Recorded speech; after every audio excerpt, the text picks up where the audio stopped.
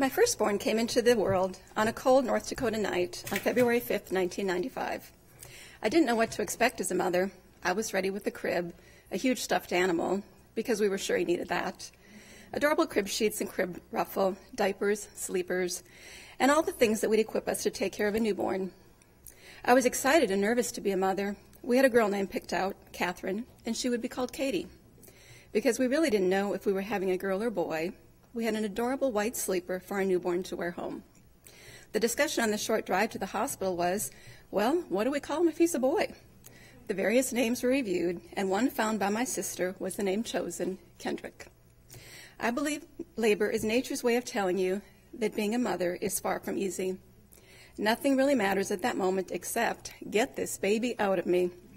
After 10 hours of labor, my 8-pound, 13-ounce baby boy was placed in my arms, complete with a huge hematoma from the forceps.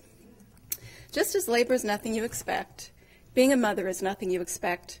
When you hold your child in your arms for that first time, the only thing that matters is that you are their mother.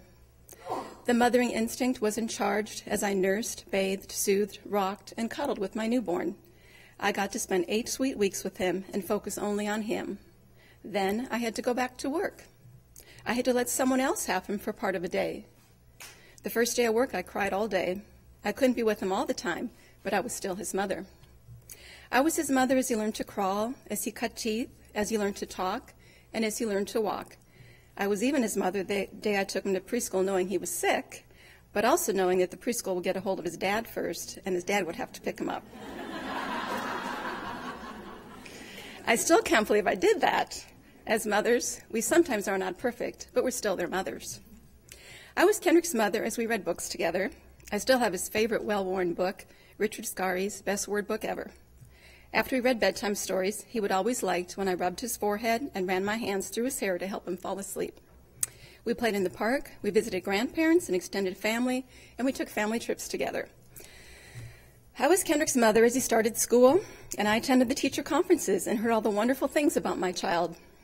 Well, of course they were all wonderful things.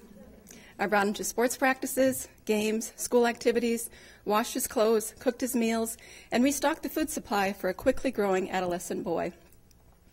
I was his mother as I kissed him goodbye on August 7th, 1995, and left for work, which included a plane trip and 2 days away. I told him the night before that I didn't want to go because I missed him when he was gone, and he said, "But Mom, it's only 2 days." I was his mother when I met Kendrick at another hospital. This time was not to bring him into this world, but to help my 6-foot, 2-inch, 220-pound, 13-year-old fight for his life. The forms of mothering change when your child is fighting for their life in the hospital. The doctor is in charge. I would do what I could by holding his hand, stroking his head the way he liked, and praying over him. I was helpless as a mother, but I was still his mother. I was his mother as I lay my head on his chest as he breathed his last breath 18 days later. The enormity of his death did not release the need to be his mother. Choosing the things for laying him to rest was something I never expected to have to do as a mother. Yet, I wanted everything to be perfect for my child, and even more so when it was some of the last things I could do for him.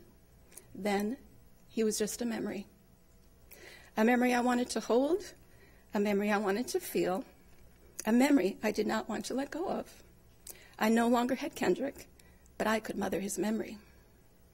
My friend Brandy mothers the memory of her son Tyler by putting together goodie bags and bringing to parents in Little Rock Children's Hospital. She puts together a team for the Polar Bear Plunge and helps raise funds for Special Olympics. She decorates Tyler's grave for special occasions, such as his birthday and Christmas. My friend Shelley mothers the memory of her son Brandon through awarding scholarships to high school seniors who play sports because her son Brandon loved sports. She raises the funds through a golf tournament. My mom, who lost my sister Rochelle, mothers the memory of my sister, keeping her memory alive for her grandchildren that lost their mother when they were young. She has sewn quilts out of Rochelle's clothing, stuffed animals out of her robes, pillows out of her sweaters, and throw blankets out of her T-shirts. She decorates my sister's gravesite for her birthday, tends it through the summer, and trudges through the snow in Minnesota to put artificial poinsettias by the headstone for Christmas. I mother the memory of Kendrick through the Kendrick Fincher Hydration Foundation, where I educate children and athletes on how to be healthy and safe to prevent other deaths from heat illness. I mother the memory of Kendrick by keeping a curio cabinet full of his favorite things. I mother the memory of Kendrick by writing him letters. You know, all mothers write to their child when they're away from home. The mother and me turn the letters into a book, Good Night, Kendrick, I Love You, to help other grieving mothers.